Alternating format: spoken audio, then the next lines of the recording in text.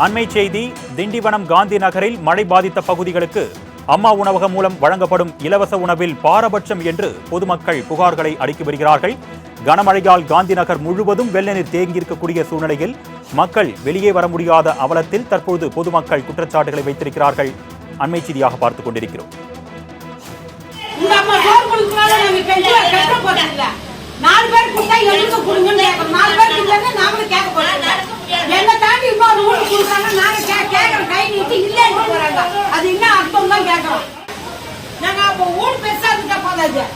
நாங்களும் தண்ணியில கஷ்டப்பட்டு தான் இருக்கிறோம்.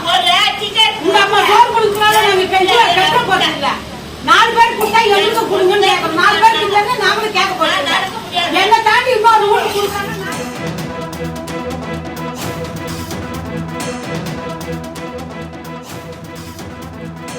திண்டிவனம் பகுதியில் இருக்கக்கூடிய காந்தி நகரில் பாதிக்கப்பட்ட மக்களுக்கு அம்மா உணவகத்தின் மூலமாக இலவச உணவு வழங்கப்பட்டு வருவதில் பாரபட்சம் காட்டப்படுவதாக பொதுமக்கள் புகார் தெரிவித்திருக்கிறார்கள். அண்மை செய்தியாக பார்த்துக் கொண்டிருக்கிறோம்.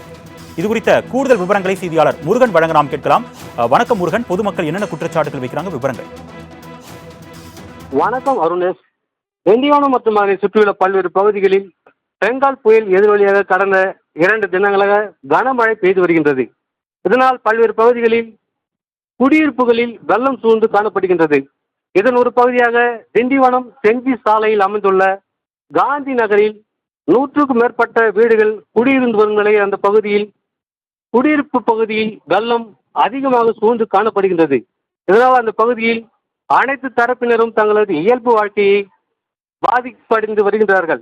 இந்நிலையில் தமிழக அரசு சார்பில் அம்மா உணவகத்தின் சார்பில் உணவுகள் தயார் செய்து பொட்டலங்களாக அந்த பகுதியில் விநியோகம் செய்யப்பட்டு வருகின்றது. அப்போது விநியோகம் செய்யப்படும் நபர்கள் அங்குள்ள பொதுமக்களுக்கு உணவு பொட்டலங்களை வழங்குவதில் பாரபட்சம் காட்டப்படுவதாகவும், இதனால் நேற்று இரவு முழுவதும் அந்த பகுதியில் உள்ள பொதுமக்கள் பசியால் அவதியடைந்து வருவதாகவும் அங்குள்ள பொதுமக்கள் குற்றம் சுமத்தி வருகின்றார்கள். எனவே துறை சார்ந்த அதிகாரிகள் உடனடியாக தலையிட்டு அந்த பகுதியில் பொதுமக்களுக்கு சரியான முறையில் உணவு பொட்டலங்கள் கொடுப்பதற்கு உதவி செய்ய வேண்டும் என்பது பகுதியில் உள்ள பொதுமக்களின் கோரிக்கையாக உள்ளது. விவரங்களுக்கு நன்றி முருகன்.